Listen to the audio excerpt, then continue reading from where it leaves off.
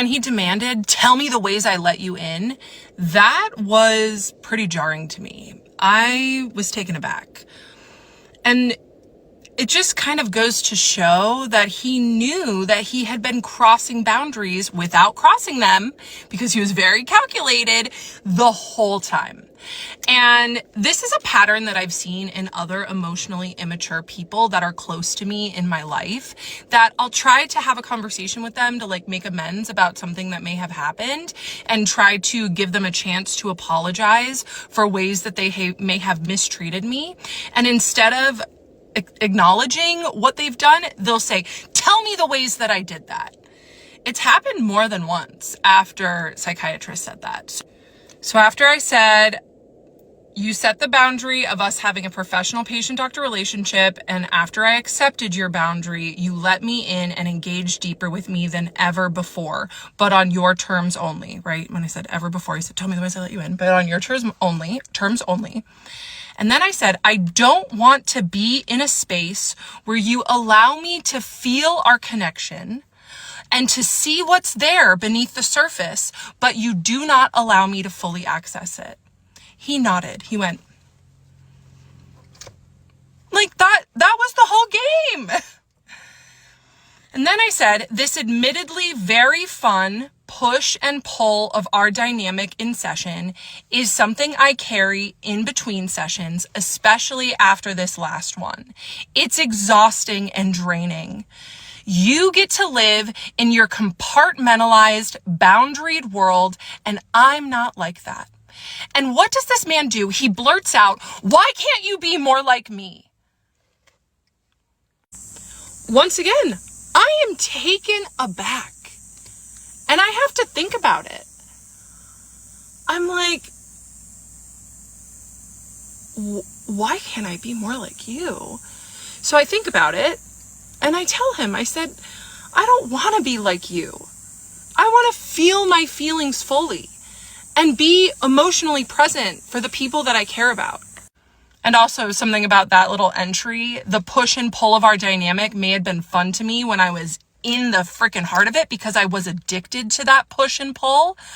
But looking back, it was not fun. The push and pull of our dynamic was torture.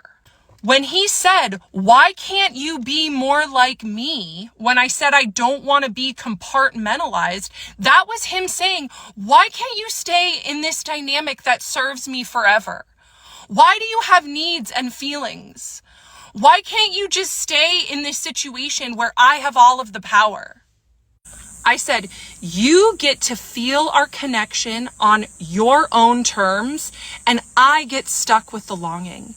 And that's why I have to let it go.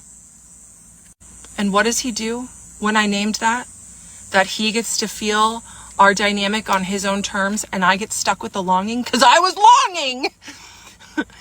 He nodded again. He was like, wait.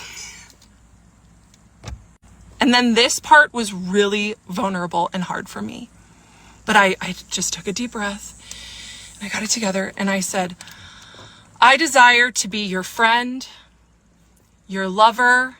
And then he freaking interrupts me and he says, Kendra, how are you feeling right now? Once again, taken aback. I was like, okay. How am I feeling right now? I gave him that, even though that was the most vulnerable and hard part of the monologue that I had written. And he interrupted me because he couldn't sit in it with me. I took a step. I was like, you know what? I'm feeling really good right now. And I also learned in business training that whoever's asking the questions has all of the power in the situation. So if you could cool it with the questions, I would really appreciate it. He didn't ask another question the entire session. So I started over again. I said, I desire to be your friend, your lover, or I'd even take a mentee role. However, you have made it clear that I will forever be in the patient box. If you ever decide to take me out of the patient box after some time has passed, know that I am open to hearing from you. But for now, you can relax a little bit and go back into your boundaries that come easily to you. I got another nod. He knew, because with his other patients, it was easier to keep boundaries. But with him and me, it was harder for him. It was getting hard for him. And it was getting messy, especially for me. It felt so good to tell him all. So